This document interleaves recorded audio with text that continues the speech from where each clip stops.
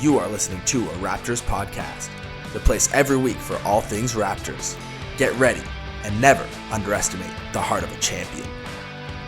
Welcome to a Raptors podcast. I'm your host, as always, Lucky Roberts, and I'm here today talking to you after the Raptors fall to the Orlando Magic 113-103.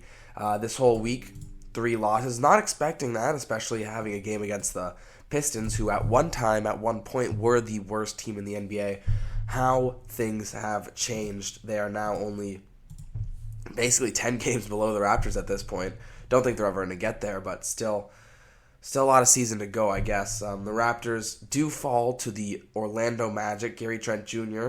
having, I would say, probably a top 3 performance of his season. He's really turned it on as of late, but it was not enough. He dropped 31, shot 7 for 11. He was basically our entire offense in the fourth quarter, but the Magic really pulled away there in the third and the fourth. It didn't really matter how many threes Gary Trent hit. The Magic are, they're a winning basketball team at this point. They're 10 games above 500. Raptors are 20 games below. And they've got really quality players, Paolo, Franz Wagner. And if you look at this Raptors team, I mean, we just don't have any quality near that type of level currently playing. I mean, Scotty Barnes obviously out with his hand injury, and so we're missing basically our team. Because other than that, you don't have you have Quickly in the lineup. He's probably our best player, you would say.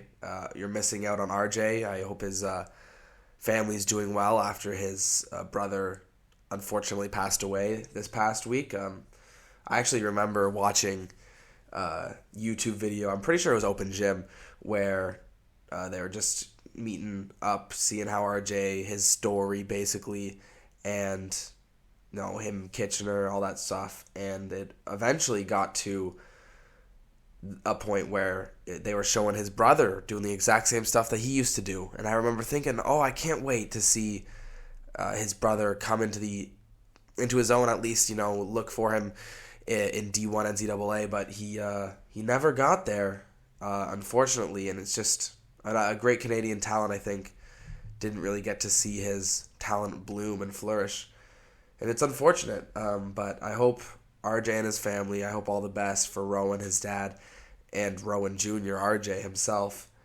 and it's a tough thing for anybody, and I hope he comes back and he's able to deal with that, because at the end of the day, these Raptors, that's much more important than basketball, even if this was a good Raptors team, and it isn't. So definitely important to deal with that. Quickly didn't have his best game, 10-10, still able to run the offense because he's basically is our offense, but offensively, shooting the ball wise, he was not it today. 3 for 9 from the field, only draining 1 3, 3 of 6 from the free throw line as well. Not really what you would expect. If you look down the lineup, it's just it's a lot of nothing burgers here. Kelly Olynyk, who's been good, I think he's sort of, after signing his new contract extension, he's been pretty good for the Raptors, but he didn't show it tonight. 10 points, 9 rebounds. I guess that's what you would expect from him. But it's just not enough from your starting center. And Jonte Porter, he was even worse. He was 0 points in 27 minutes. He had 3 steals, 2 blocks. That's a great performance there. But 0 points, 4 rebounds in 27 minutes. You got to do more than that. And luckily, we were facing a team without really a big imposing center. They have Wendell Carter Jr., who's, he's not big. He's a decent passer. He sort of is in a similar, he's less imposing than Jakob Poeltl, but I feel he's a craftier player, sort of in between the Kelly Olynyk, Jakob Poeltl development is somewhere where you find Wendell Carter Jr. taking up that spot, and he was way better than Jonte, better than Kelly Olynyk, and he had 16 points, 15, 8 rebounds, a real solid shift he put in. And when you have his ability to pass surrounded by Franz Wagner, Paolo Banchero, Jalen Suggs had a good one in this one, maybe a bit of a chip on his shoulder after getting passed on by the Raptors, but obviously he sort of had his time to get back at the Raptors with that chip on his shoulder, and he has yet to do that. I honestly didn't even realize Jonathan Isaac was still playing for them. One of my friends in the group chat's going off about how he's a top 5 defender. I don't know about that. 2 blocks in this game, that's good for him, but he's sort of he also missed his window, Jonathan Isaac, and I hope he does better. He got struck down with injuries. I'm happy to see him out there, if anything, and it's too bad. He really had his career derailed there, and there was a point where he was looking like on his path to becoming the face of the Magic, and all of a sudden, years later, he's an afterthought coming off the bench, and new faces emerge, especially in the NBA. That is one truth you can always go back to, is new faces are going to emerge eventually, and they have. And Isaac, like I said, afterthought, and he doesn't really add too much offensively as well. He's sort of, he hit 2 threes today, but he's really not a 3-point threat, and it's just 6 points on the season, 4 rebounds. For the 6th overall pick, you would expect a bit more, and for the potential he was showing at one point in his career, you would expect a bit more. But really, if you have a game where you can't hit a 3 in this league, you're not going to play that much. And basically what's happened to him and dethroned his career, other than the injuries, obviously. But he never got a chance to develop because of the injuries. And it's one of those things where you can't really blame him for not developing. It's the same thing with Greg Oden that we saw on Twitter, where I think he posted something about how he felt like he was the biggest draft bust ever. And on Twitter, everybody was like, dude, I don't count you as being a bust. You could ball. You can play. You just got injured. And that's the way it goes sometimes. You can't really be upset about it. You just got to take the bad with the good. And some people it doesn't work out. But, I know Jonathan Isaac signed a $90 million contract. He's fine. Greg Oden is fine. They've got their money from the NBA from playing basketball. They really shouldn't be upset about it. But I do feel like it's hard to be an NBA player at a certain point, and there's different lenses you can look at it. You can look at it, well, they get paid millions of dollars to play a sport that they love.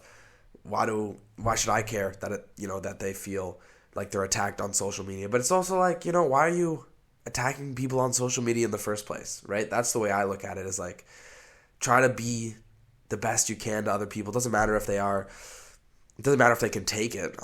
Why would you do it in the first place? I think if I was them, it would hurt a lot to see and have that pressure, that assumed pressure of not being good enough and people really counting on you. And I think it is tough to be a Greg Oden. I think it's tough to be a Jonathan Isaac. Just, you get in your own head, and that's the way it goes. John Wall said something on Twitter about almost killing himself twice, and it's just, he was another player just completely got dunked on with injuries over his course of his career, and it's tough. I don't know. I think people need to give players more slack when they can. But aside from that caveat, Raptors fall to the Magic as expected. They fall as well to the Nuggets as expected.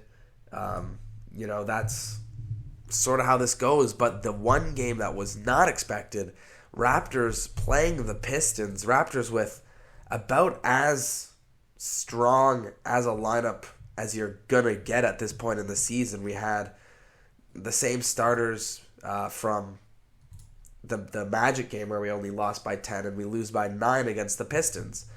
And it's pretty crazy, because you look at the Pistons team and you look like they might have more talent than the Raptors squad right now. You look at Cade, he's better than anybody on the Raptors. Then you go Jalen Duren, I think would be their second best player. He had a great one in this one, 24 points, 23 rebounds. We don't have a big on the roster. Jonte Porter, Kelly Olynyk, they're big, but they're not bigs. And that was proven against Jalen Duren, who absolutely dominated the Raptors. 8 for 9, all in the paint. 8 for 10 from the free throw. He got hacked a bunch. 23 rebounds on the game. and we couldn't do anything. The Raptors get out-rebounded 58-37. They knew how to take the Raptors down. And because they start starting Isaiah Stewart and Jalen Duren, and they have Wiseman off the bench. They have a lot of young, high-drafted bigs who know how to be bigs at least. I don't know about Wiseman per se, but Stewart, Duren, those are bigs. And they absolutely dominated the Raptors in this one. And obviously, like I said, they have Cade, they have Jalen Ivey, guys with talent, where the Raptors, let's see if I can go down 5 players here. You've got Quickly, he's good. Olynyk was good in this one. He's good sometimes. Bruce Brown has some quality to him. Grady Dick, maybe. He's still got to show a lot. That's 4. The 5th would be Nwora, Akbaji, Porter, Jonte. It's really, it's a bad team, and it's tough to watch, especially with his losses. And when they were playing, the Nuggets game was good. The Raptors went out to a big lead here. Pistons game, that was tough. Magic game just now, that is tough. The players are playing as hard as they can. They're just not. They're not good enough, and it's going to be tough. We're not going to see many wins in the future of the season, but a lot of Raptors fans, that's what they're going to want to see. Is they're going to want to see the team tank. They're going to want to see the team try to get their pick this season, even though it's not a good draft. I don't care. Masai's going to find somebody good to take. There's capable NBA players here, and drafts only get better and better. I'm confident with, I think it's top 6 protected, our pick. With a top 6 pick, Masai would be able to figure out somebody good and pick the best player he can with that high of a selection. So I'm very, very happy. We have to win the lottery, basically, unless we really bottom out. But if we do, I'm very happy that we're going to be keeping our pick and giving away next season's. Because even if next season is a better draft, who's to say we don't sign a big free agent? Who's to say, I guess we probably won't, but who's to say we don't make a big trade in it? I'm always for more talent. Who's to say we give away the pick this season, and the next season we're better than we are this season, and all of a sudden we never even got to have a top 5 pick out of these 2 years, right? Take it when you can. Don't, count your chickens before they're hatched. So if you can get a chicken now, I'm going to take it. And I think a lot of fans are on the same boat there. And when you're losing to a 12-53 Pistons team by 9 points, and having Detroit Pistons fans who Raptors fans usually clown on in their own arena, it's pretty tough. But we lost the regular season series this year to Detroit. That's how bad it was, and that's how bad this season has been, I guess. But we've still had some moments, and one of those moments I would like to say was this Nuggets game, which was really entertaining. The Raptors going out to a big second quarter lead where they led by more than 15 at halftime against the Denver Nuggets with their full power within them. I mean, they got Aaron Gordon, Porter Jr., Jokic, Murray, KCP in their starting lineup. That's their finals winning starting lineup. And the Raptors were just dogging them. And it was so entertaining to see. You got RJ Barrett playing mano-a-mano down the stretch. Kelly Olynyk going for 24 points. Grady Dick having a nice game as well. And this was even without Emmanuel Quickly, the Raptors are doing this. And it was I mean, we have Marquise Noel checking in at one point in this game. It was really quite, Freeman Liberty playing big minutes. 12 minutes, didn't play well, but playing big minutes anyway.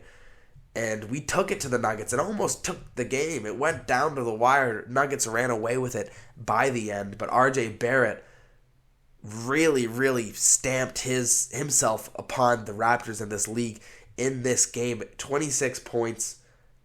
But it was not the amount of points, it was the quality of points when we needed them. Down the stretch, he was getting buckets every time. And when it was him and Murray, obviously Jokic going for 35, 12, and 17. But down the stretch, it was Murray and it was RJ, the two Canadian boys going head-to-head, back-to-back. Murray hitting these crazy mid-range jumpers. RJ finishing at the rim with strength over Jokic sometimes, and it was so close. Jokic with 6 steals as well. Jesus Christ. 2 blocks. Man, is he a good basketball player. He really ran the third quarter for the Nuggets, but the fourth quarter, like I said, belonged to Murray and RJ. And the Raptors just didn't have the quality. But it was a fun game to watch nonetheless. And that's really all you can ask, especially when you're trying to tank. Put your full effort forward. And we didn't see that the next games of the weeks. And it's understandable. I mean, you're a losing franchise and you're trying to get picks. And it's hard to bring that A effort every single time. But when you see guys like last week, we saw Chris Boucher bring that effort. And when you see guys like RJ bring the effort against the Nuggets, it's just something that makes you smile and through a lot of frowning. And it's just, you love to see it. And once again, I do hope RJ, Rowan, their whole family are feeling better and able to still, find their smile, through all the toughness. And they'll get there hopefully eventually, but it's a really tough situation for them, for sure. And even in this game, still, with the big Jokic, the Raptors were able to rebound it. It was Bruce Brown coming in, RJ Barrett coming in, Nwora, 7 rebounds.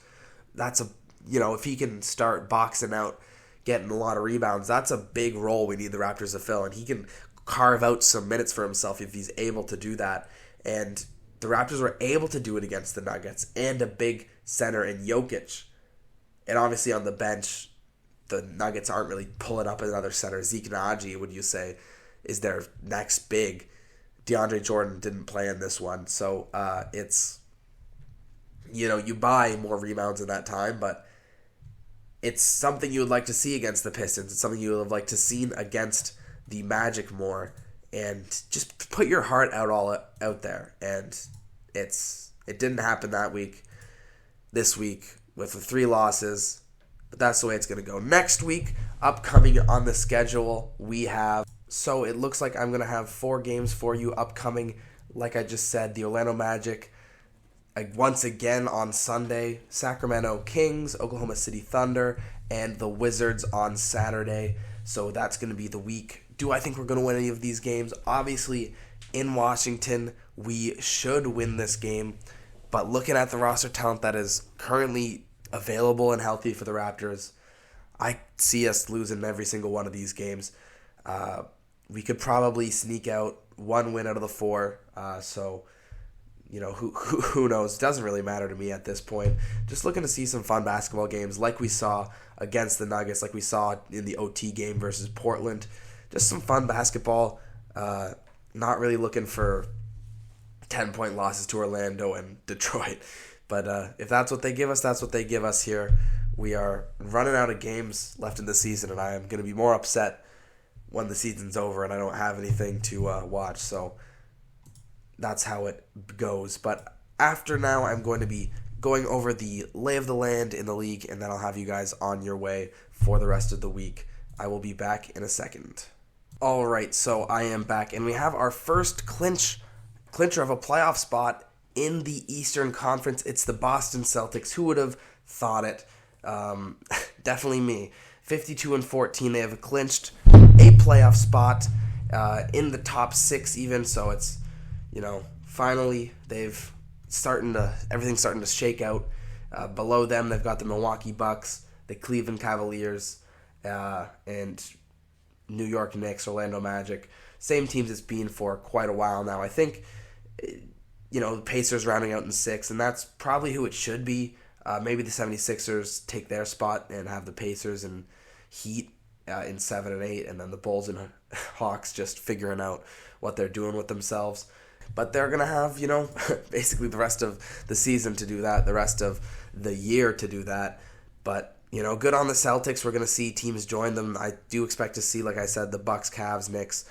I expect Magic to sneak in, as well as the 76ers. Actually, I think the Pacers do keep it, and the Heat and 76ers in that 7 and 8 seed with, like I said, Hawks and Bulls 9 and 10 figuring out what they're doing with their lives. The Nets follow up behind them. They could theoretically make a bit of a run here against the Atlanta Hawks to come in. I don't know why they would want to do that, why they would do that. It's a possibility, though. The Raptors, who, just looking at it now, are tied with the Trailblazers and Spurs with the lowest amount of division wins in the entire NBA. So that's something to be excited about. Are right behind the Brooklyn Nets, losing 6 in a row. And they're only 6 games above the Charlotte Hornets, the Pistons and Wizards, who are mathematically eliminated from the playoffs. Raptors, Hornets, Nets, probably looking to follow them pretty soon. In the Western Conference, we have, topping it all, the Denver Nuggets, who the Raptors have played recently. They're on a 5-game win streak. Raptors giving them a bit of a scare, 9-1 in their last 10. Oklahoma City Thunder just a half game behind them. Shea still trying to make his MVP push. I'm not sure if it's going to be enough, especially seeing how good Jokic was against the Raptors. But the Raptors do have a game against the Thunder coming up, so, I guess we'll get another great look at Shea. But I do think it's Jokic's MVP to lose at this point in the season. The Timberwolves as well, sort of being those 3 teams for a while now atop of the Western Conference. Though the Wolves have sort of fallen back, though, a little bit. Ant, his MVP campaign is dead in the water, and I wouldn't be surprised to see him get one in the future. He still has a couple of more things to figure out in his game, but he's a really impressive player, and it's going to be exciting to see what he can do in the playoffs with this Timberwolves team, which talent-wise is one of the best teams in the league. You can see them matching up well against just about anybody, and them against the Thunder, them against the Nuggets in a Western Finals would just be the most entertaining thing I think I've ever seen. Also, I don't think we should be sleeping on the Clippers, who also have a really deep and talented team. They've sort of had a similar route as the Timberwolves, sort of slowed down here, 5-5 in their last 10. Behind them is the Pelicans and the Kings. This Western Conference is stacked, man. You have the Suns, Mavericks, Lakers, Warriors, all there right around the play-in playoff zone here. Behind them is the Houston Rockets, who have won their last 4 games, really charging an 11th spot in the Western Conference. Probably the worst spot to be in out of any of the positions in the entire NBA is 11th in the Western Conference. And they're looking for 10th, which is probably the wrong direction where they should be heading. But I don't think the Warriors are going to be giving up their spot too easy. And another eliminated team is obviously the Spurs above them. Trailblazers, Grizzly, Jazz looking to join them. So that's going to do it for a Raptors podcast today. Thanks for listening as always. I'm Lucky Roberts, your host. Follow me on Twitter, do what you got to do, all that stuff. Thank you for listening, and I will see you guys next week where we have some more losses scheduled up for us. So be looking out for that. And other than that, I hope you guys have a great week. So I'll see you.